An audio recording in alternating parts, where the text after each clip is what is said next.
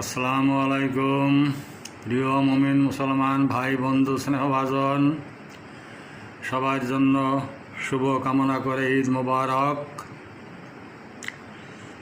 অনেকের ভেতরে আক্ষেপ বা আফসোস, রহমতের মাস চলে গেল, নাজাত বরকতের মাস চলে গেল, কিন্তু এটা সত্য কথা যে বিশেষ একটা মাস আমাদের জীবন থেকে এক বছরের জন্য চলে গেল।